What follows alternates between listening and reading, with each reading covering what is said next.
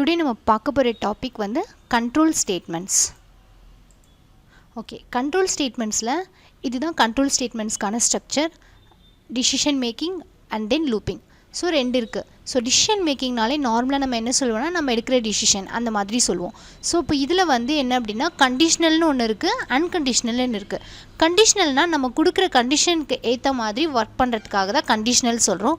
So அன்கண்டிஷ்னல்னால் அது பாட்டுக்கு அன்கண்டிஷ்னலாக போயிட்டே இருக்கும். நம்ம சம் ஸ்டேட்மெண்ட்ஸ் யூஸ் பண்ணி அது பிரேக் அப்படி இல்லைன்னா கண்டினியூ ஏதாச்சும் ஒன்று ஃபிக்ஸ் பண்ணுவோம். அதுதான் என்ன அப்படின்னா அன்கண்டிஷ்னல்.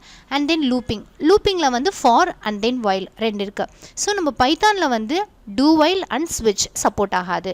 ஸோ இப்போ எல்லாமே ப்ராக்டிக்கலாக பண்ணி பார்க்கலாம். ஒரு ரெண்டு வேரியபிளில் நான் அசைன் பண்ணுறேன். a = b and then a = 6 b = 8. So இது மாதிரி ஒரு ரெண்டு வேரியபிளில் ரெண்டு வேல்யூ வந்து ஸ்டோர் பண்ணியிருக்கோம். இப்போது இஃப் கண்டிஷன் யூஸ் பண்ணி பண்ணலாம்.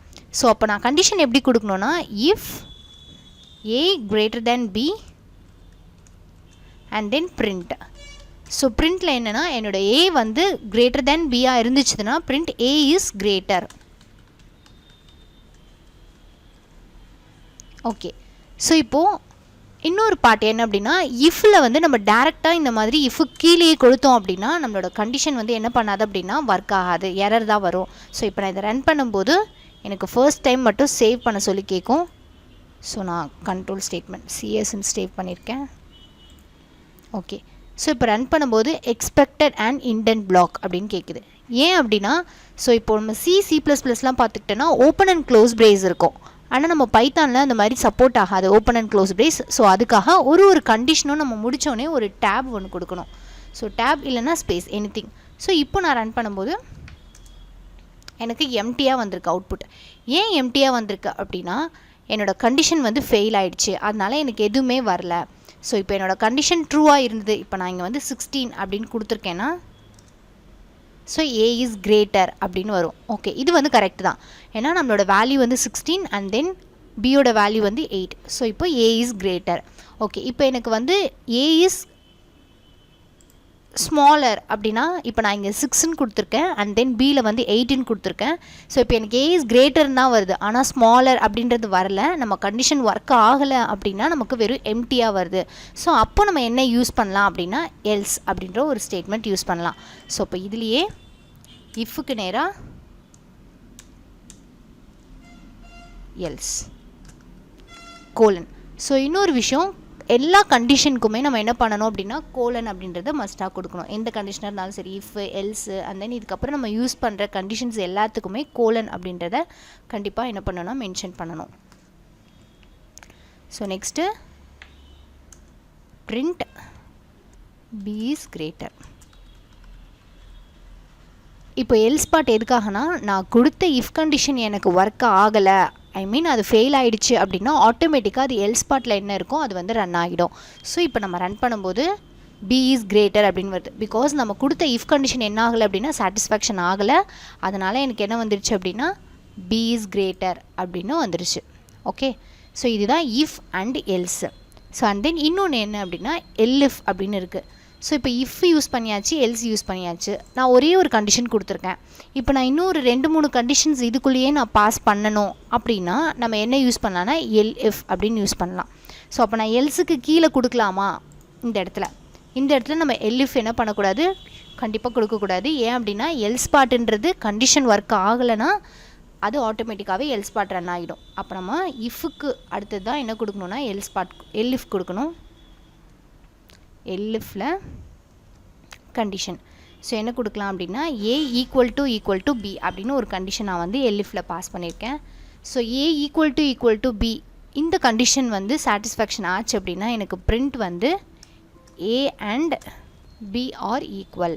ஓகே, இப்போ a and b are equal அப்படின்னு நான் கொடுத்துருக்கேன். ஸோ அப்போ elif எப்போ யூஸ் பண்ணுன்னா ஒரு மல்டிபிள் ஸ்டேட்மெண்ட்ஸ் நான் யூஸ் பண்ணுறேன், மல்டிபிள் கண்டிஷன்ஸ் நான் கொடுக்கணும் அப்படின்னா நம்ம எல்லாத்தையுமே இஃப்பில் கொடுக்க முடியாது. அதுக்காக தான் என்ன பண்ணுறோம் அப்படின்னா elif அப்படின்ற ஒன்று யூஸ் பண்ணுறோம். ஸோ இப்போ நான் ரன் பண்ணும்போது எனக்கு அஃப்கோர்ஸ் என்ன வரும் அப்படின்னா b is greater என்ற எல்ஸ் பார்ட் தான் ரன் ஆகும். ஏன்னா நம்மளோட இந்த கண்டிஷனும் ஃபெயில், இந்த கண்டிஷனும் ஃபெயில். நம்ம கொடுக்குற கண்டிஷன்ஸ் எல்லாமே ஃபெயில் ஆகிடுச்சு அப்படின்னா நான் ஒரு எல்ஸ் பார்ட் கொடுத்து அதில் வந்து சம்திங் ஒரு ஸ்டேட்மெண்ட் கொடுத்து நான் ரன் பண்ண வச்சுக்கலாம். ஸோ எல்ஸ் பார்ட் இல்லாமையும் என்ன பண்ணலாம் அப்படின்னா ரன் பண்ணலாம். எல்ஸ் பார்ட் இல்லாமல் கொடுத்தாலும் எந்த ஒரு எரரும் நமக்கு வராது. பட் நம்ம கண்டிஷன் சாட்டிஸ்ஃபேக்ஷன் ஆகலை அப்படின்னா எம்டியாக இருக்கும் நம்மளோட அவுட்புட். ஸோ இப்போ நம்ம இதை ரன் பண்ணும்போது என்னோடய அவுட்புட் எம்டியாக இருக்குது. பிகாஸ் நான் கொடுத்த 2 கண்டிஷனுமே எனக்கு என்ன ஆகலை அப்படின்னா சாட்டிஸ்ஃபேக்ஷன் ஆகலை அப்படின்னு அர்த்தம். So and then 8. இப்போ நம்ம ரன் பண்ணும்போது A and B are equal. Because என்னோட எல்எஃப்ல இருக்கிற அந்த கண்டிஷன் வந்து என்ன பண்ணிச்சு அப்படின்னா சாட்டிஸ்ஃபேக்ஷன் ஆகிடுச்சு. ஸோ அதனால் எனக்கு இது ரன் ஆயிருக்கு. ஸோ இதுதான் if LF. And then else வேணும்னா நம்ம யூஸ் பண்ணிக்கலாம், நெசசரி இல்லை.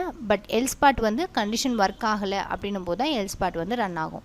Next nested if. ஸோ இந்த இடத்துல யூசர் இன்புட் கெட் பண்ணிக்கலாம். என்டர் வேல்யூ கொடுத்தாச்சு. நெஸ்டட் இஃப்னாலே 2 இஃப் இருக்கணும். ஸோ அந்த 2 இஃப்புமே ட்ரூவாக இருந்தால் எனக்கு ஒரு ஸ்டேட்மெண்ட் பிரிண்ட் ஆகணும். சப்போஸ் அது 2மே ஃபெயில் ஆகிடுச்சுன்னா அதுக்கான எல்ஸ் பார்ட்ஸ் நம்ம கொடுக்கணும் கீழே. ஸோ ஃபஸ்ட்டு ஒரு இஃப்பில் if A greater than or equal to 0, a greater than or equal to 0 இருந்துச்சுன்னா என்ன பிரிண்ட் பண்ணணும்? கண்டிப்பாக 2 இஃப் இருக்கணும் இல்லையா? So 2 if a greater than or equal to 0 இருக்கணும். And then if a equal to 0 இருக்கணும். ஸோ அப்போ இந்த 2 கண்டிஷனுமே ட்ரூவாக இருந்துச்சுன்னா எனக்கு பிரிண்டில் 0. ஸோ பிரிண்டில் 0. ஓகே, இப்போது நான் கொடுக்குற வேல்யூ வந்து ஃபஸ்ட்டே ஃபெயில் ஆகிடுச்சு. ஏ வந்து கிரேட்டர் தென் 0 கிடையாது அப்படின்னா எனக்கு இதோட எல்ஸ் பார்ட்டில் நம்ம ஒரு ஸ்டேட்மெண்ட்ஸ் ஏதாவது கொடுத்துக்கலாம். அண்ட் தென் இந்த இதில் வந்து ஃபெயில் ஆகிடுச்சுன்னா இதுக்கு நேராக ஒரு எல்ஸ் பார்ட் கொடுத்துக்கலாம். ஸோ ஃபஸ்ட்டு இந்த எல்ஸ்க்கு else print positive num. Okay, so இப்போ இந்த இஃப்பில் கொடுக்குற வேல்யூ ஃபெயில் ஆகிடுச்சு அப்படின்னா இங்கே நேராக இதுக்கு நேராக எல்ஸில் print negative num. So negative number. So இப்போ என்னென்னா நான் வந்து ஒரு யூசர் இன்புட் வேல்யூ கொடுத்துக்கலாம். ஸோ நான் ரன் பண்ணுறேன். ஓகே, இப்போ enter a value. So enter a வேல்யூவில் நான் வந்து என்ன கொடுக்குறேன் அப்படின்னா 9 அப்படின்னு கொடுக்குறேன். ஓகே, ஸோ 9ன்னு சொல்லும் போது இந்த கண்டிஷனில் 9 greater than 0. ஸோ அப்போ இது வந்து ட்ரூ ஆகிடுச்சு. இந்த கண்டிஷன் ட்ரூ ஆகிட்டு இந்த கண்டிஷனுக்குள்ளே வரும். ஸோ இது 2மே ட்ரூ ஆனால் தான் இந்த ஸ்டேட்மெண்ட் பிரிண்ட் ஆகும். ஸோ அப்போ இந்த கண்டிஷன் ட்ரூ, இதுக்குள்ளே வந்து if A 9 equal to 0 check பண்ணும், கிடையாது. ஸோ அப்போ இந்த கண்டிஷனில் ஃபெயில் ஆனதுனால இதோட எல்ஸ் பார்ட் வந்து நமக்கு ரன் ஆகும் பாசிட்டிவ் நம்பர் அப்படின்னு.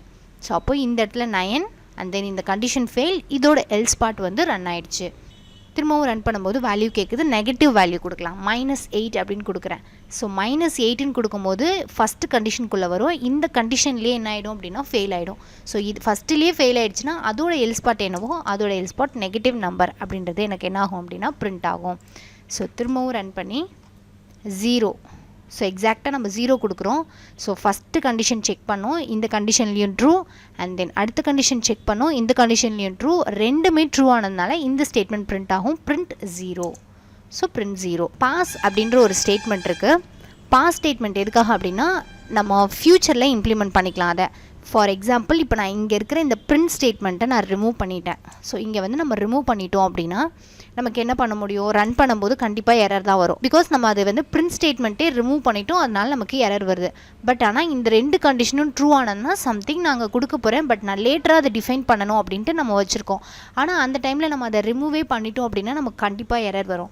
ஸோ அதுக்கு பதில் நான் பாஸ் அப்படின்றத கொடுத்துட்டேன் அப்படின்னா எனக்கு என்ன பண்ணுன்னா இந்த இடத்துல மட்டும் இதோட ப்ராசஸ் மட்டும் என்ன பண்ணுன்னா எம்டியாக ஷோ பண்ணும். அது அடுத்த ப்ராசஸ் வேறு ஏதாச்சும் நம்ம ரன் பண்ணோம் அப்படின்னா கண்டிப்பாக அதுக்கான அவுட்புட் வரும். ஸோ இப்போ நம்ம ரன் பண்ணும்போது என்ட்ரு வேல்யூ கேட்குது.